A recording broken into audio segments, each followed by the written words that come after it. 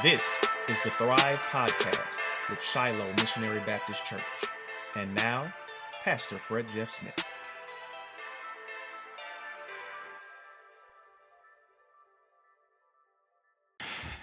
Hello, welcome to another Thrive Podcast with the Shiloh Missionary Baptist Church.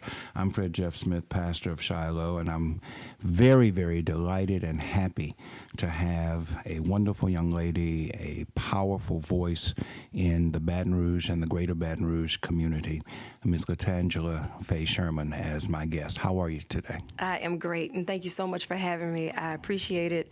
I can't even tell you how excited I am to be across this table to speak with you today. Make me feel good. Thank you.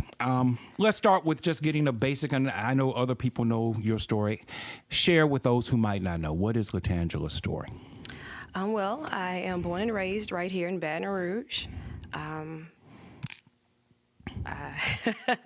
I work for Cumulus Media. I'm the production director and an on-air personality, singer, songwriter, and community outreach coordinator for a lot of different organizations. Mm-hmm. Try to stay active as possible, and yet find my way, whatever that may be. So every day I say a prayer and I ask God to order my steps and to help me be effective and to serve my purpose. So I do my best to link and be mentored by the right people, find some of the youth that's going to make a difference and become a mentor to them, mm-hmm. and to keep up with them, to see what's going on. And I really want to be the change that I want to see in the world. Mm-hmm. So I work on that daily.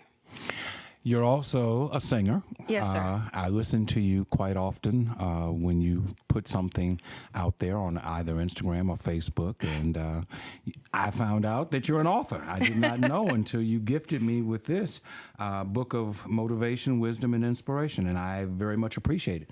And for those who are watching via YouTube, pick up her book, Latangela Faye Sherman, A to Z, Lord, Let It Define Me. Thank you. That's wonderful.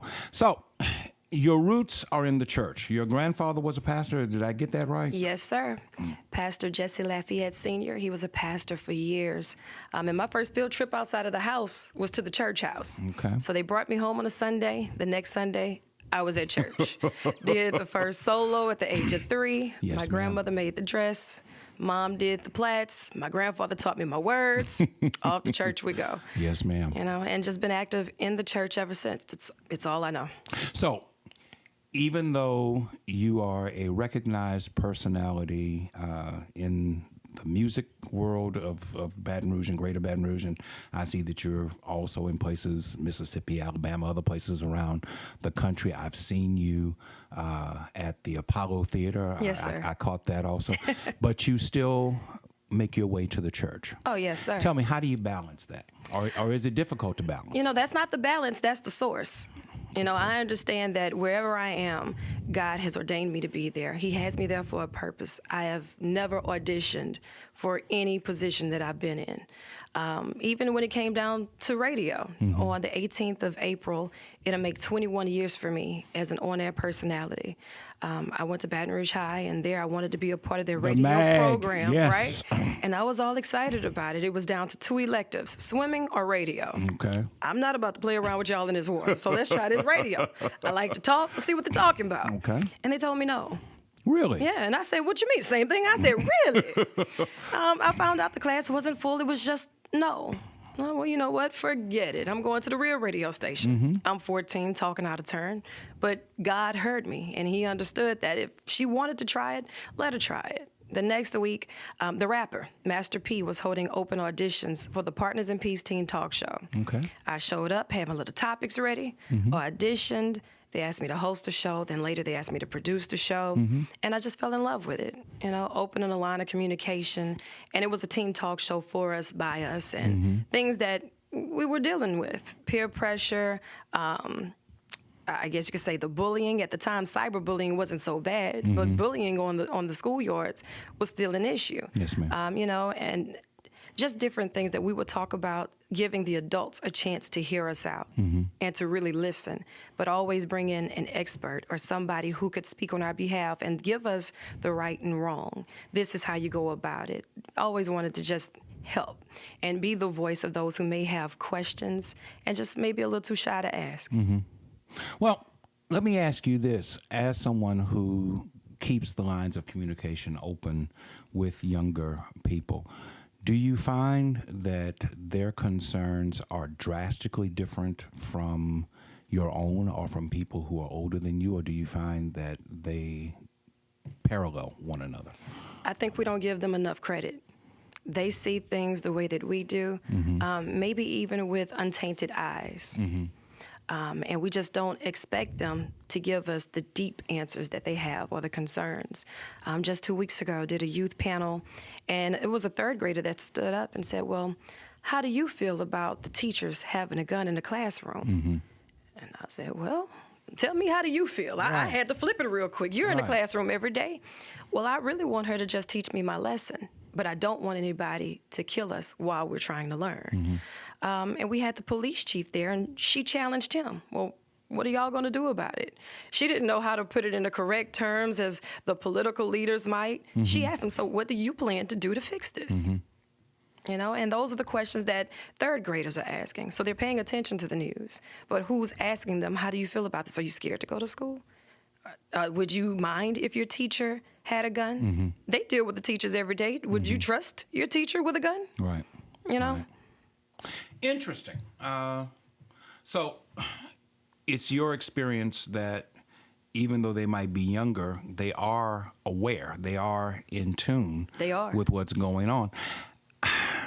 That's fascinating to me because one of the things that I am challenged by is that I see too many young people are just brilliant. I think that they're far more along at their ages than we were at our ages, generally speaking. But I also have concerns because they don't disseminate information the same way that we do. Right. They don't read the newspaper. They don't watch the 5 o'clock or the 6 o'clock news. So if they have information, as you are telling me they have, my next question would be, where are they getting the information from? Social media. If you give a 2-year-old a tablet, they'll show you how to unlock it and find codes that you didn't even know existed. They can get to it, and it's a source of information that's at the tip of their fingers. And we don't pay attention most of the times to what they're getting. But on social media, even if you see the major media outlets, they're giving you what's going to get the most hashtags and retweets. So it may not be the most positive news that you're going to get.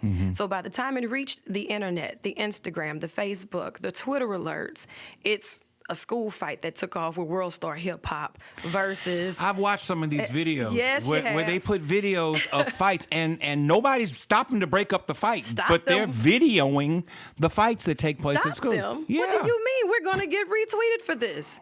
And if I'm the one that gives it to you first, it's the right person fighting, I get paid for it. And then I become a reliable source. Why would I stop them from fighting?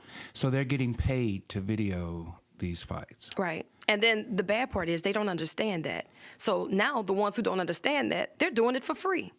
So now you're just catching on to one person who's getting paid to be this media outlet and a stream of revenue for them. Because if you do it for free and we get your video and we post it, it's our site that's going to get the hits. We're going to generate the revenue for it, but thanks. Well, as a media person, are you concerned that the information that young people are getting, in that it's unfiltered and through social media, are you concerned that there is an intended bias in the information that they're receiving?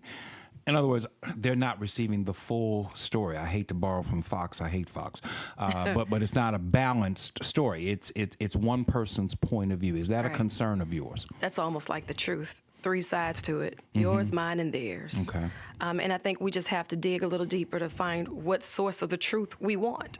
And a lot of times we get a certain truth and we grab to that little bit and we like it enough, so we'll take that and we'll run with that instead of bothering to figure out the other side of the story. You know, and then that becomes the trending topic, and then that becomes the norm. Then it becomes the fact, and we forget that there's another point of view from it as well.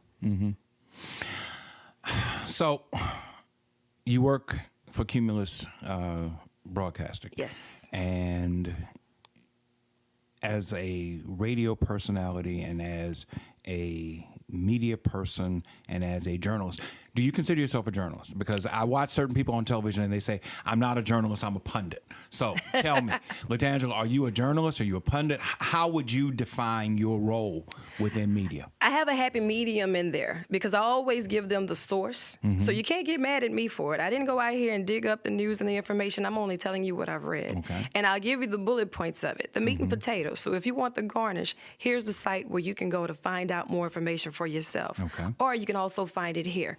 I'm just a source of information for you. So I try to stay on top of it. And I think that I don't represent just one side of the fence. So I have to at least be open-minded enough to be able to say, well, this is what's going on this end, and maybe this triggered that. But for more information, log on to, it could be Fox, it could be CNN, WFB, it could be BR Proud. Wherever I find it, I'm going to tell you because I want you to open that book. You know, just almost like the newspaper. I created a feature on my show, the Did You Know News Brief, because I understand that my targeted demographic is 18 to 34-year-old women. Okay. They may not have the time to read the newspaper every day. Okay. So if there's a Did You Know news brief of something that's important, whether it's a school closure or a job hiring, I find that information for them, and I become that newspaper. Okay. But I don't create the news. I just tell you the news. I understand. I'm just concerned that I have a proper appreciation for where you see yourself within this whole dynamic. I watch a lot of cable news, primarily MSNBC. Right. They do a lot of good almost programming on never that. Fox. Right. Fox is like the evil news. It's over almost there. like you gotta watch it to see, well, what's next? Well, when I was younger, I used to do. I used to listen to Rush Limbaugh because I said I wanted to know what the other side was thinking.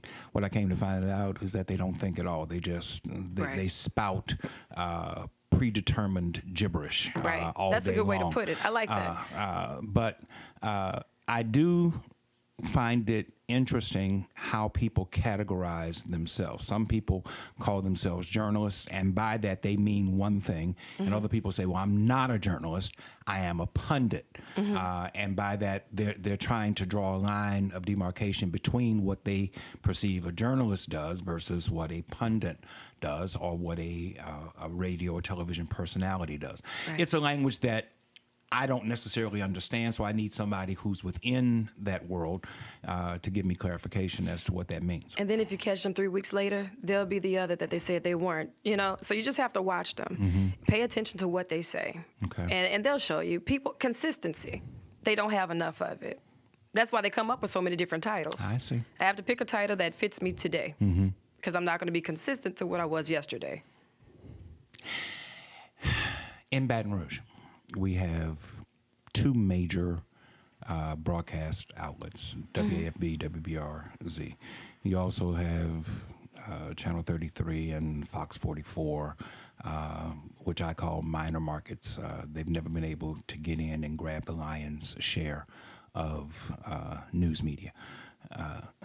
What's your opinion as a professional of news media in Baton Rouge? I'm not asking you to call out anybody. I'm not asking you to name any names.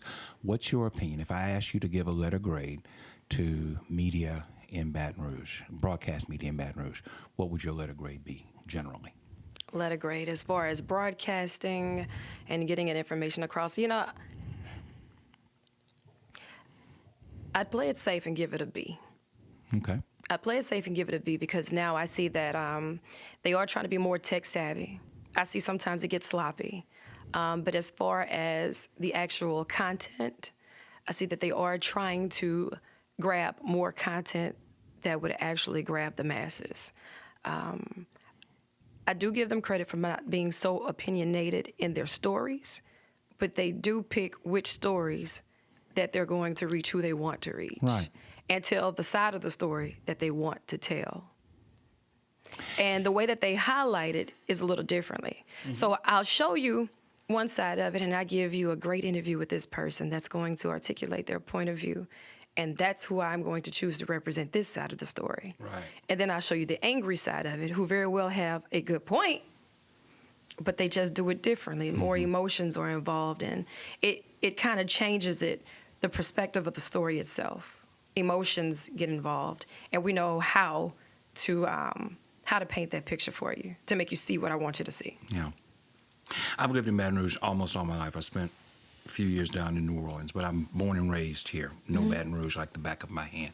It has always been frustrating to me to see how the definition of North and South has changed over the years. North Baton Rouge is perceived to be the bad part of Baton Rouge, South Baton Rouge, and southeastern Baton Rouge, getting toward Ascension and Livingston Parish. That's considered to be the better part of Baton Rouge.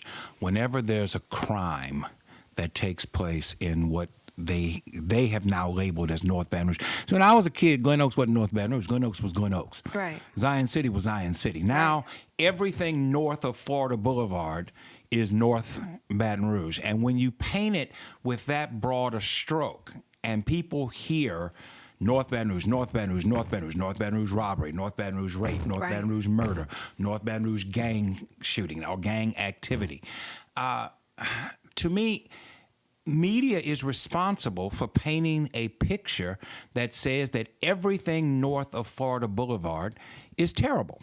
Now, granted, things have changed over the span of time. And North Baton Rouge, there is a clear difference between economic development north of Florida and economic development south of Florida. But that does not translate into everything that is in North Baton Rouge to be terrible. It doesn't. But is it the media that has labeled it or has stretched out the actual territories, though? You know, have they been given that information? If you tell them that Glen Oaks is not near Southern University, because when WBRZ comes on with, there was a shooting near Southern University, tune in tonight, and then you find out that it's in Glen Oaks. Glen Oaks ain't near Southern University. Right. Oh, okay. I get you. These are the kinds of things that I find problematic. Right. And it paints a negative picture. It drives down property values. It makes it very difficult for businesses that might want to invest in North Baton Rouge. Howe Place has yet to fill out. Howe Place has been trying to fill out its development for the last 25 years, and they haven't been able to do it because you won't find business people who will invest in that part of town because it's painted with such a broad stroke that everything up there is just terrible. Right. And then people who are there, many of them are older people. I was raised in North Baton Rouge. I was raised in Scotlandville. I was raised in Southern Heights. And I still have people, parents primarily, of the children that I played with that still live up there. Mm-hmm. They're trapped up there, even if they wanted to leave. Right. Their homes are paid for. They can't afford to buy any place else. And so in order to get the goods and services that they want, just like everybody else wants, they have to be able to travel south into town, or they have to go north into Baker and Zachary in order to find what they want because it's not in their area. Even as far as it being labeled a food desert in some of those areas, not being able to find a grocery store. You know, and then when you get a grocery store in that area, you know, because you have people that want to invest in it, it becomes hard for them to stay afloat and to keep it there. You know, so it's just like, these are the things that we have to ask ourselves. How did everyone who's on a ballot allow it to get that way? Because if you look at everybody who runs for some type of office, they always have the same top 10 concerns. And whatever the same top 10 concerns may be, now I'm not going to pinpoint or call anybody out, but because it goes on for years and years and years. Whatever position, whatever top 10 it is for them that they want to tackle, we're still the best of the worst as a state. You know, so it doesn't happen overnight. How did we get here? And how did we start turning that around? Back to accountability. We see it, we understand it, but how do we change it? You know, and it's sad because once the people in the community start hearing it so much, it's almost like if you hear your daddy wasn't nothing, you ain't gonna be nothing either. Your mama was trash, you gonna be trash too. Your grandmother said it, and that's just, you know, so the more you hear it, the more you start to believe it, and you really start feeling like all these odds are against you because you don't see a light at the end of the tunnel. There is no help there for you. You can't even find a grocery store to get you something to eat or to find a job at. You know, so it's tough. And people have a hard time adjusting. And they're not looking for a handout. They're looking for a hand to help them. And it's hard. Right. It's hard. If you can't keep a chicken stand open on Harding Boulevard. Hello. You know, what more do you need to say? You're in the heart of an African American community and the Kentucky Fried Chicken is closed. Right. I had to go up there for a funeral yesterday. The Kentucky Fried is closed. The churches is closed. The Blue Store has closed. Really? Not the one on Mills, but the one that was on Scotland Avenue. Get out of here. Closed. There's only Delpit's Chicken Shack. Now, you've got a McDonald's, a Jack in the Box, and a Delpit Chicken Shack. We were raised on the Blue Store, though. It's just like that. That's the staple in the community. What you mean? Right. It's troubling to me. Wow. That there is no economic development. And from a church standpoint, I'm asking you as a Christian, how do you see, or what role do you see the church playing in this kind of situation? How real can we be? I want you to be I don't want you to kick me out your church, That's real. why I invited you here. I want you to be totally real. I want, as a whole, for churches to stop turning a blind eye and a deaf ear, to stop acting as if we live in the perfect world, because they'll go to church and you'll know what pastor is going to give you what message. So that's how we gravitate towards the churches we go to. We know who's going to let us do what. We know who's not going to talk about us for doing this. Nobody's going to condemn us for acting out and doing the things that are hurting the community as a whole, because we want the numbers in our church. Mm-hmm. So they don't tell us the word. If you just stick to the word and you hold everybody accountable and everybody start doing a little bit different every single day, you'll see some difference in the kids. You'll see difference in the homes. You'll see difference in the parents. It'll give us more pride because we'll learn more as of who we are and back to the basics. We don't have that now. Churches are too much of a trend. It's too much of a trend, and it's becoming more so of a disappointment. I see more flyers for services than people sending out the message. Mm-hmm. And then when I see the activities that they do, I'm like, well, you know what? That's real fly. But where's the substance? Mm-hmm. And that's just me. No. Thinking out loud. I want that opinion. And I don't knock anybody for how they approach their religion or how they approach their truth. I just don't feel as if they're being as effective for the word as they are for the numbers and the coolness. Have you spoken with pastors? I know that you have the ear of pastors. Have you spoken with pastors about this?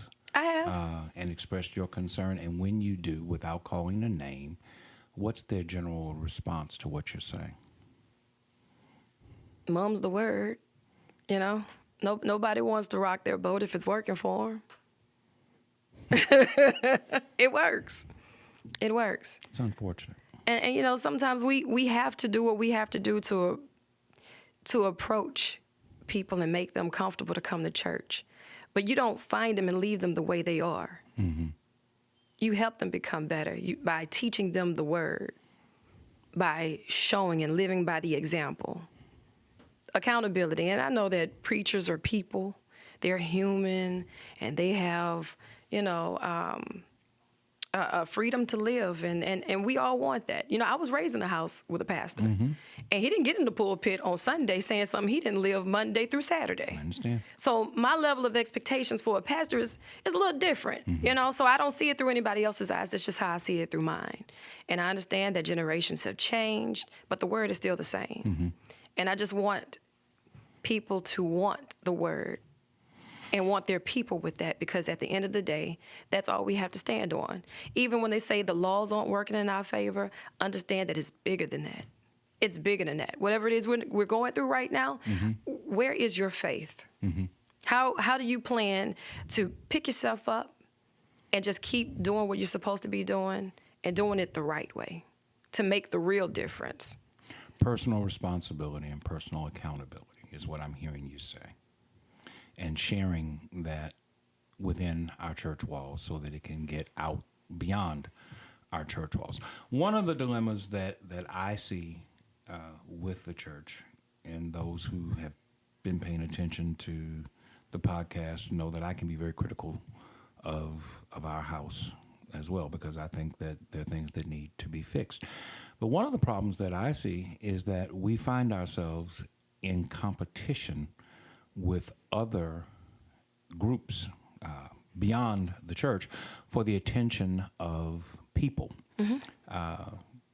There was a time, I'm old enough to remember, when Sunday you couldn't do anything else but go to church. Right. There was nothing else that you could do. First of all, you were black, and so you were limited in what you could do because everything was not accessible Right. to you. And second, if you came out of a church household, you wasn't doing nothing but going to church. No how.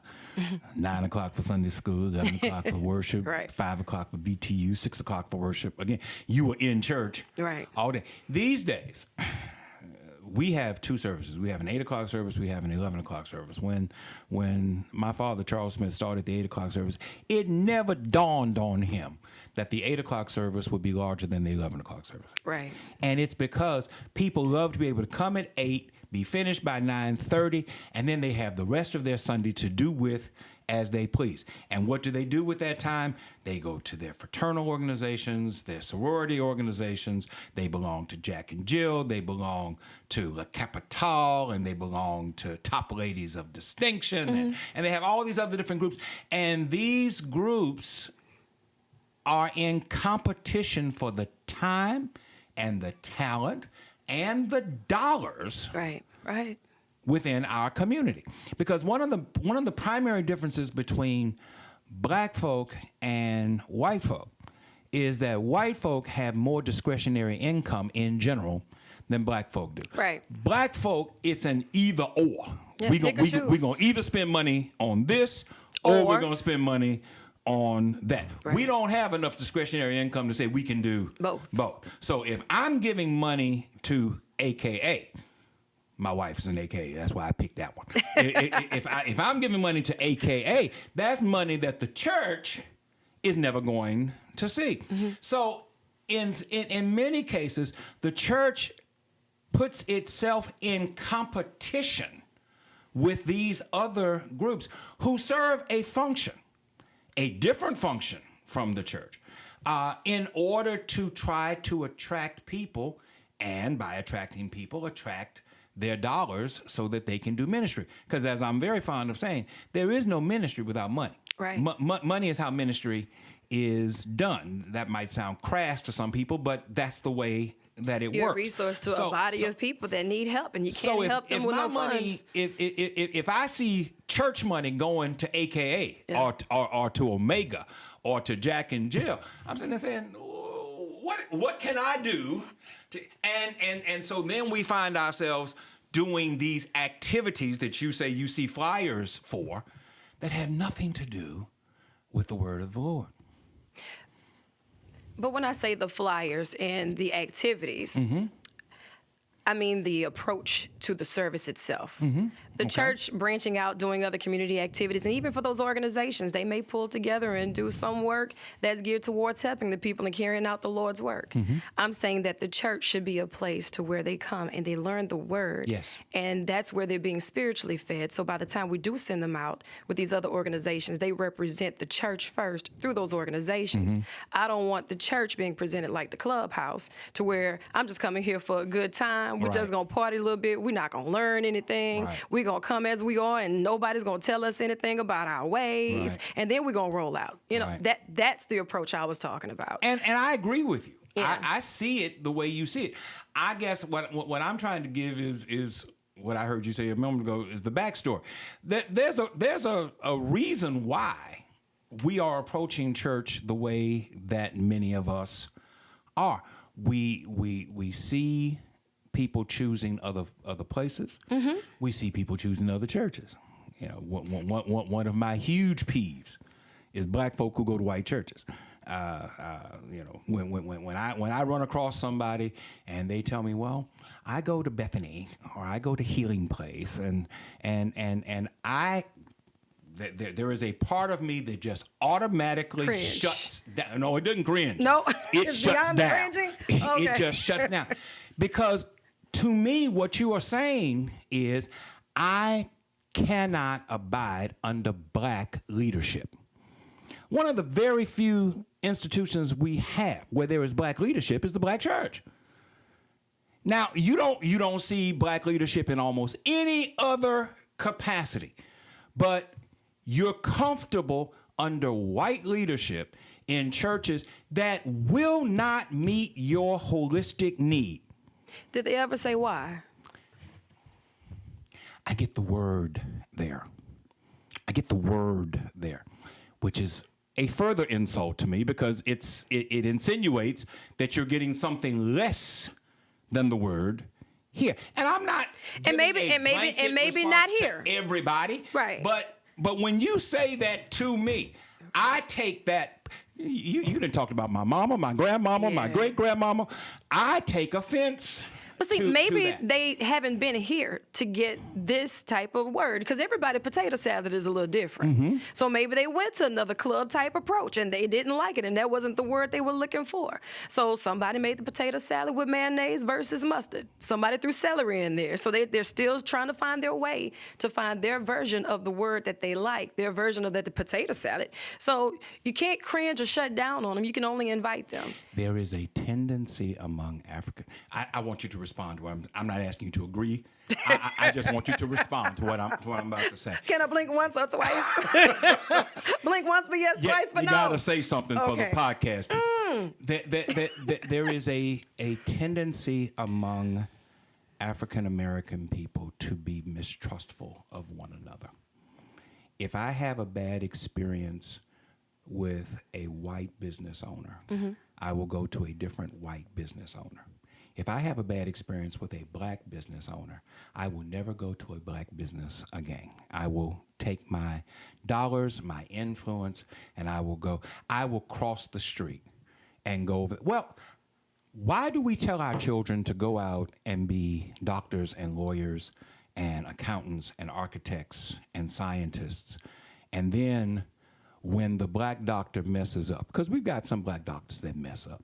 When the black doctor messes up, we then say, so that's why I don't go to black doctors, because they don't know. That's the blanket and staple statement. Ourselves. And just as that has been true with black doctors and black lawyers and black accountants and black architects, it is also true for many people with the African American church. Right. And they have crossed the street and they have gone to Bethany and Healing. Well, I ain't just picking on them, but those are the first two that come to my mind. They've gone that way. And when they need help.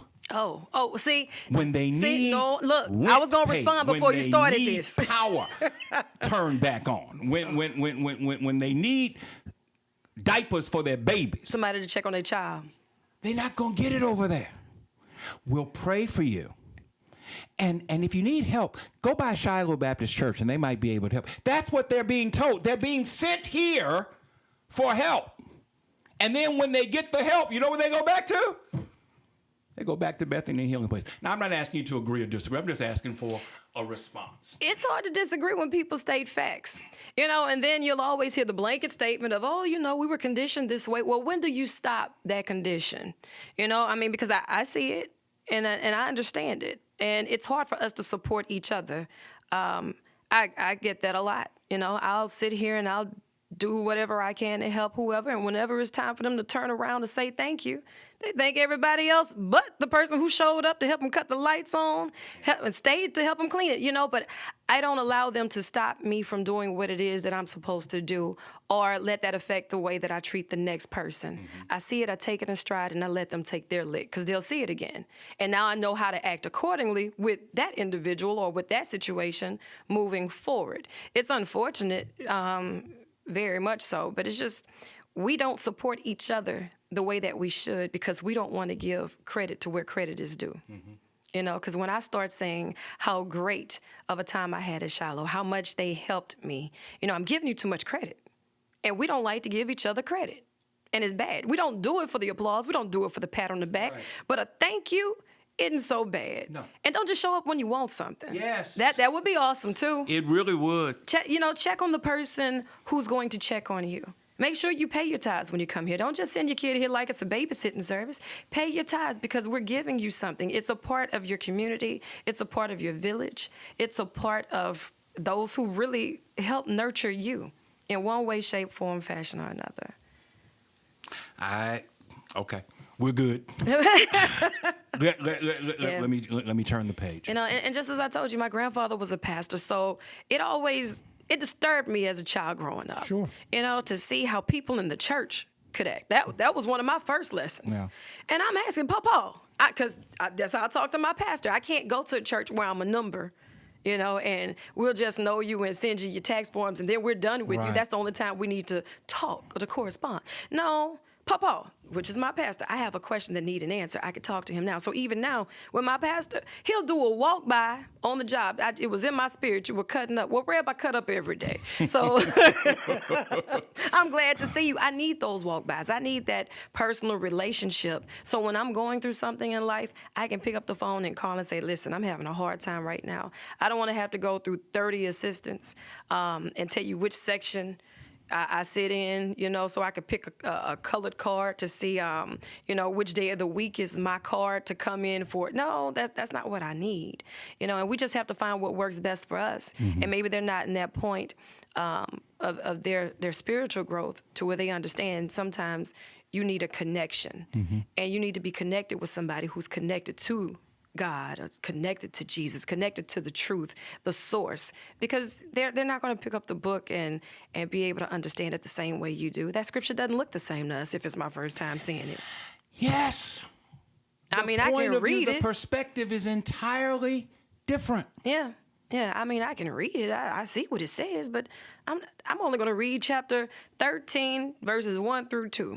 Forget what happened in chapter 12. That's the backstory. That's correct. That's the part of the soap opera that we missed. Yeah. You know, so it's just about the relationship that they're longing for. Sometimes I just want to go to church to say I went. So sitting here and getting the word and going on about my life is all I want. You know, you might be the pastor that's asking too much. Accountability. You might want me to show up to Bible study every Sunday, and you're going to notice if I don't come. Now, that's pressure. I'm not here. I'm not equipped for that type of pressure, so I'm not coming. But they're not going to tell you that.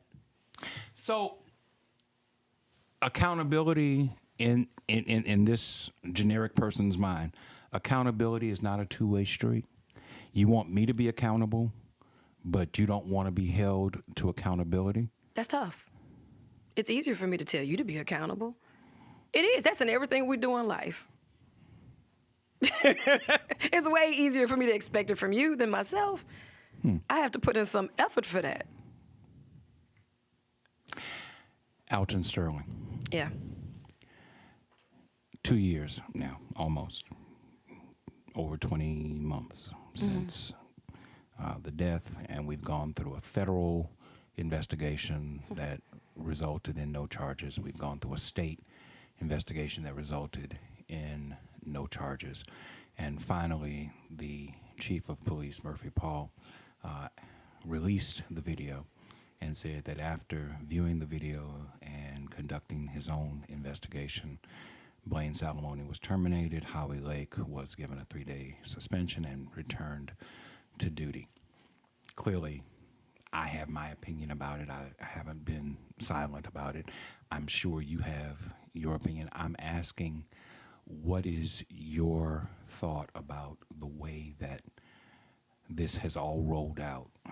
How is this being received and perceived within the Baton Rouge community? And we can be real with each other, Yes. right? Even before that final tape was released, we watched a true episode of How to Get Away with Murder. Because at the end of the day, if you stick with what's right is right and what's wrong is wrong, we saw an innocent man that should still be alive, but he was killed. And the way that it took so long for us to get information that we felt we were going to get anyway, it's bad that you already feel that you're going to get the response and the answers that you're going to get. That's tough. That's a tough pill to swallow. Because now what are you saying as a whole? Our lives mean what? You could do this to us and it's okay.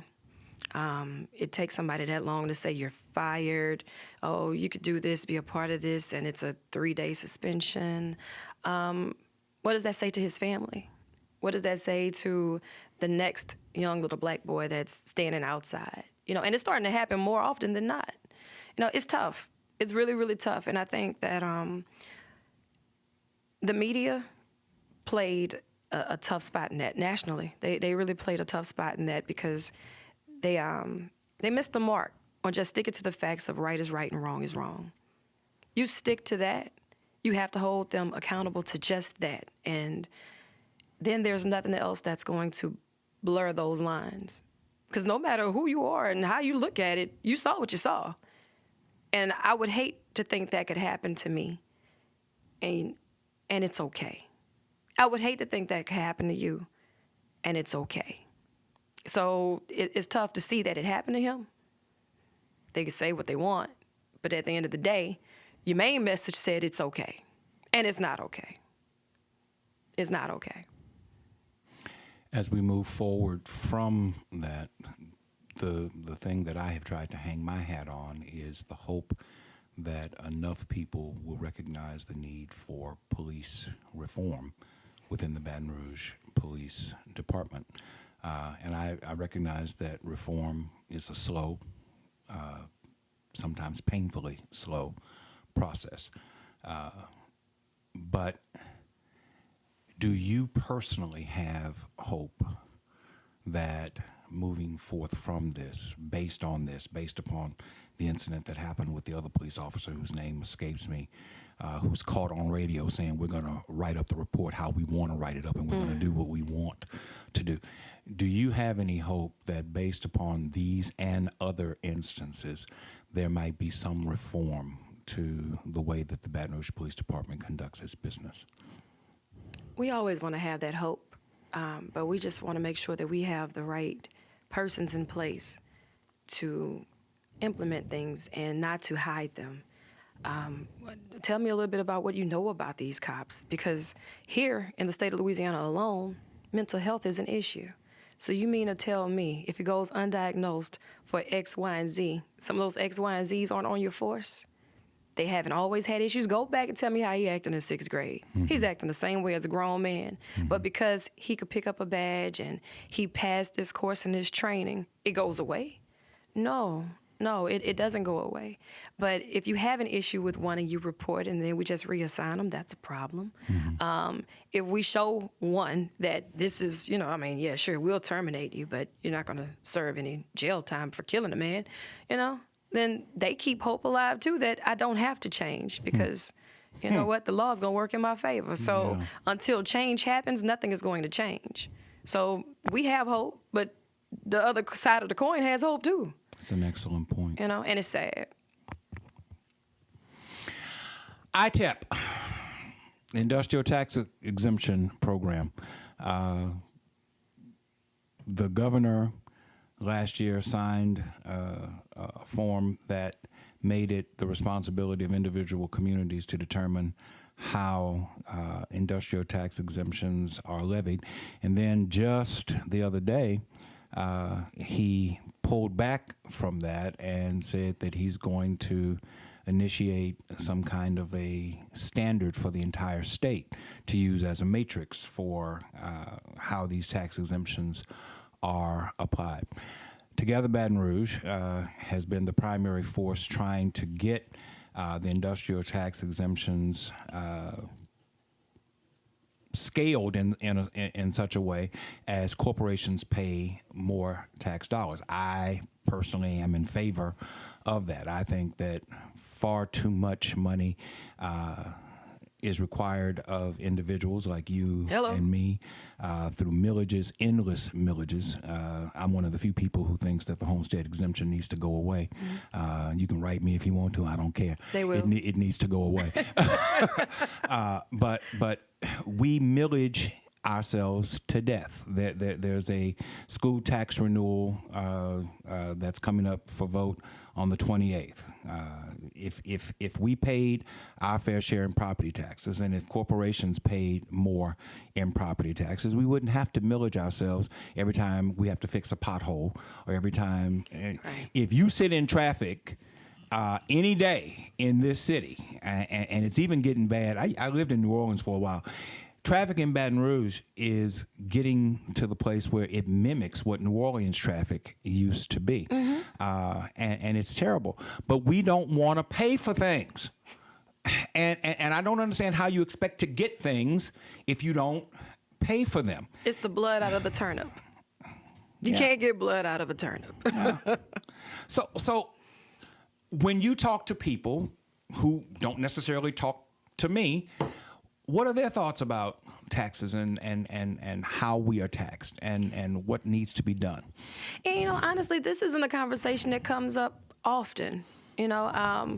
We may talk about a lot of things, and they may have different issues, but I don't think it ever gets that in-depth about the taxes or the method behind the madness. They'll identify what's wrong. You know what? We have a pothole. Nobody's fixing the potholes. That's the level of the conversation. Or the schools need to be fixed. But I don't think that we're talking about it enough to put it in their minds to say, well, you know what? There's a process, and this is why your vote matters. We need to educate them about what's on the ballot. Voting, yes. We need to educate them about the process, because once we get them involved in the process and give them that information, empower them with that, then they'll want to get registered. They want to be a part of the difference. Then they'll say, well, you know what? Maybe I won't be taxed as hard. Oh, really? That's why I'm being affected? They don't know. Nobody's taking the time to talk about it. Well, yeah, you see the news brief, but what does that mean? It's just like reading that scripture. I can read it, but it doesn't say the same thing to me as it does to you. I haven't spent enough time with it. I see it in content in passing, but explain it to me. We aren't having those open door conversations or to bring it up with X, Y, and Z because we don't think they're paying attention. It doesn't mean that it doesn't affect them because they're not paying attention to it the way that we may. And you see what our voting turnout is. Yeah. If people knew what their vote really meant, they would really come. Yeah. And, I hear people talk about the fact that voting is a privilege. No, for Black folk, voting is a responsibility. Right. It's a debt that we owe to those who made it possible for us to do so. Because unlike white men, we didn't always have the opportunity to vote. And people had to suffer, bleed, and die for us to get that opportunity. And I tell people all the time, I don't care if it's a vote for president of the United States or if it's a vote for dog catcher. If it goes on the ballot, I'm going to vote. You should be there. Yeah.